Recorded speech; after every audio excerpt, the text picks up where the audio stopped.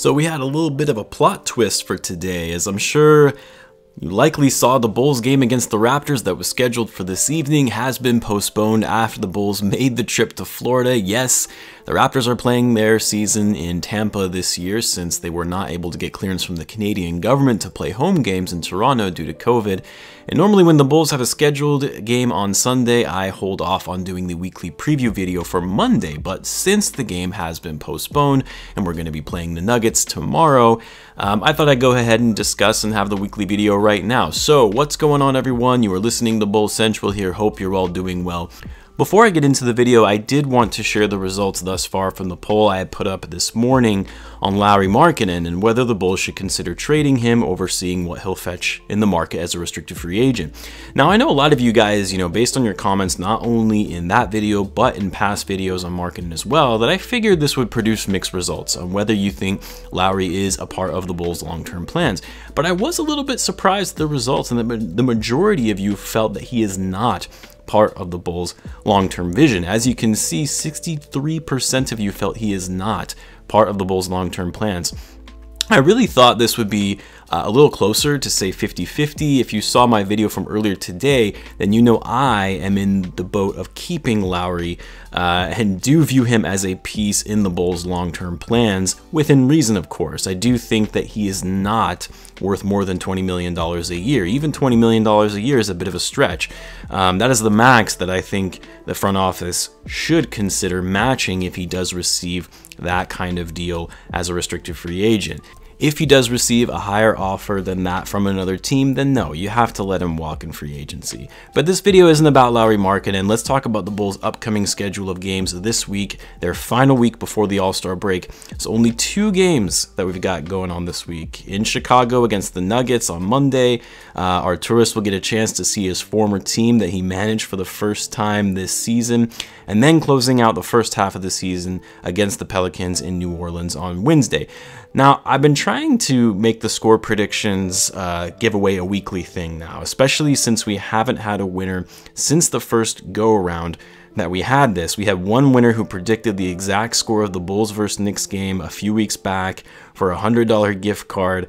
Ever since then, we've had some other people that have come up very, very close but did not predict it exactly right. So we're going to try to go ahead and try this once again. So if you're new to the channel, all you have to do is predict the score of the game in the format you see here so that it is clear and not left to interpretation. You must get your score predictions in prior to the tip-off of the game, and it cannot be edited after the fact. If you get the score exactly right, I will contact you directly and be sending you a $100 gift card to a store of your choice. That's right, I'm going to let the winner choose this go around. Historically, I've done these for the NBAstore.com, but I'll leave it up to the winner on this one on what they want to actually receive the gift card for. So get your scores in the comments below and best of luck. Let's hope we get a winner this time. And guys, I do giveaways often because I want to make the channel fun and engaging, and you want to make sure you don't miss out on any potential giveaways. So make sure you subscribe and hit the bell notifications so you know when they're happening. But back to the topic at hand. Let's talk about the Bulls' 2 games this week before heading into the All-Star break. So last week the Bulls went 2-1, beating the Rockets and the Wolves and then losing to the Suns. Now, the disappointing thing about the loss to the Suns was that not only did they just lose the game to one of the best teams in the league, but it was how they lost that game. They were up 16 in the third quarter and completely fell apart in the fourth, turning the ball over 10 times in that quarter alone, and they let the Suns outscore them 32-16. Now, I won't get into all the other reasons for why the Bulls lost that game because there were a number of factors that contributed to their collapse in the fourth. But at the end of the day, turnovers have been the death of the Bulls, especially against good teams. The Bulls have looked decent this season. This is the best season they've had so far since trading for Jimmy Butler, but they still struggle against teams over 500, and particularly against strong defensive teams. And that's because the Bulls are challenged in taking care of the ball against these scrappy defensive teams. So for tomorrow, in the game against the Nuggets, this is another good team. I know they've had a bit of a slow start than expected compared to how they played last season, but the fact of the matter is this is still one of the top teams in the West that went to the Western Conference Finals in the bubble. They have 2 star players in Nikola Jokic and Jamal Murray, and the Bulls have really struggled against strong star quality big men this season. Although the Nuggets aren't one of the best teams in the league in terms of their defense, they're still good. They're still a solid team on defense, 10th in the league in terms of points allowed, but where they excel is their offense, 4th in the league in points per game and offensive efficiency rating.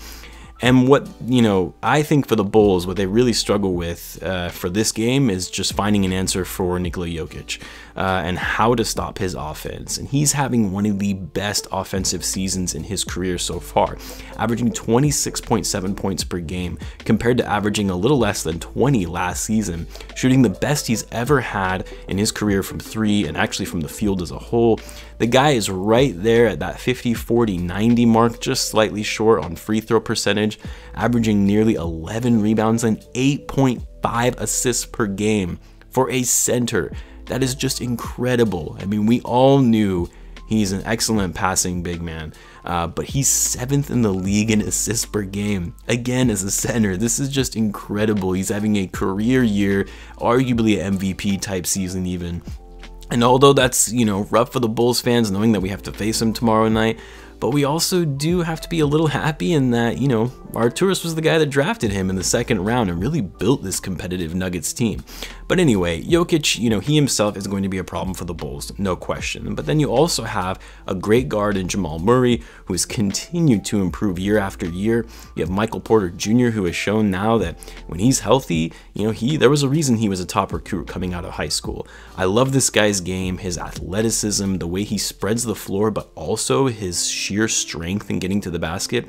Again, another Arturas draft pick that he took a chance on as a late lottery pick, drafting him from number 14 overall, which was obviously worth it now looking at some of the other guys who were drafted before him in 2018. The Nuggets also, they still have their star veteran, former all-star, I guess I should say, veteran in Paul Millsap, although he has been ruled out for tomorrow's game, and then another wing veteran in Will Barton, who has proven to be a solid role player. So yes, this is going to be a challenging game for the Bulls. The Bulls have not done well against teams above 500, teams that have star big men and strong defensive teams. The key for this game for the Bulls, in my view, really is, I'll say it for the 900th time, taking care of the basketball. Do not give them any unforced turnovers. Closing out Jokic on defense, or at least try to anyway, easier said than done. Do not give him any easy looks at the basket. Limit his ability to find the open man with his excellent court vision. And then finally, Bulls have to be a 100% locked in on offense. The Nuggets are going to put up a lot of points. They're averaging 115.5 points per game. They're 4th in the league in that category, but the Bulls can also put up a lot of points in a hurry as well. It just depends on what Bulls team shows up on offense tonight, because we've all seen the Bulls get really cold in a given quarter and struggle to generate any kind of offense. And a team like the Nuggets, they're going to take advantage of that. So you have to be on the whole game tomorrow night, no room for error, taking care of the ball and knocking down their shots. But, Bulls are really going to have to lean a little more on Satoransky to help facilitate and run the offense against a team like the Nuggets, but also Lavine as well, because Zach, he is a good playmaker. And although we'll need his scoring, as always, of course, helping facilitate and distribute and running the offense here and there will be key. And then the Bulls will be taking on the Pelicans on Wednesday for their last game before the break.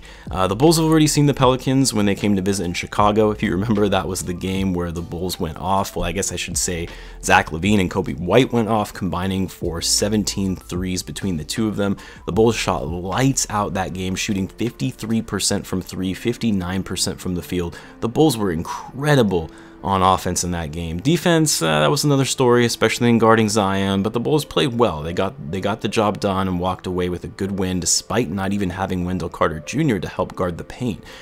Playing the Pelicans is always interesting because there have been so many trade rumors linked to the Bulls with Lonzo Ball. I know some other fans have talked about going after Steven Adams for his defensive presence down low. Lonzo actually had himself a really great game against the Bulls that first time around. Not so much in the second half, mainly in the first half. I do see the value in having him come in as a playmaking guard who plays good defense. Like I've said before, I'm not that high on Lonzo, and at least trading for him anyway. I'm just not sure he's going to be worth the money he's likely going to command when he becomes a restricted free agent. Now, the thing for the Bulls in this game is it's going to be hard to replicate what they did the last time around and how hot they were on offense. It's not every day you're going to see your team shoot 53% from three. The good thing is Wendell will be in the lineup for this game to help on defense against guys like Zion, who really the Bulls didn't have an answer for the last time around, and on Steven Adams. For Wendell, it just depends on which Wendell were we going to see play for this game. Will it be the Wendell we saw against the Suns, where he had 2 points and 5 rebounds, couldn't handle the ball and turning it over and played poor defense? Or will it be the Wendell we've seen, where he can play solid defense against good big men, but also play well on the other end of the floor? And then, of course, the Pelicans have Brandon Ingram. He also had a mediocre game the last time these two teams met. For him, anyway, it was a mediocre game. So I imagine we won't be seeing that again from a guy like Ingram. The Bulls, mainly Patrick Williams, will need to make sure that they stay on him, as he can get pretty hot. He's a pretty lethal scorer. He's averaging 24 points per game on fairly efficient shooting from three. And then, of course, Lonzo Ball, limiting his ability to make easy plays, force him to turn the ball over, come out strong in defending him and impacting his confidence. We've seen him get a little flustered in games where he starts to struggle. He has a hard time bouncing back and getting his head back into the game. So for this week, I'm predicting the Bulls will go 1-1, losing to the Nuggets and closing out the first half of the season with the win against the Pelicans. Obviously, I would love to see the Bulls bounce back from their loss against the Suns, having some more rest than that they initially anticipated with the game being postponed tonight, and coming out strong against the Nuggets to get a win. My hope is that the fourth quarter collapse against the Suns, Billy Donovan will use as a learning experience for his young guys, but we'll have to wait and see how things transpire in tomorrow's game. But at any rate, make sure you get your score predictions in for tomorrow's game in the comments for a chance to win the $100 gift card of your choice. And as always, be sure to subscribe if you're a Bulls fan, as I do post daily Bulls content. Thanks again for all of the support. I really do appreciate you guys tuning in, and I will catch you in the next one.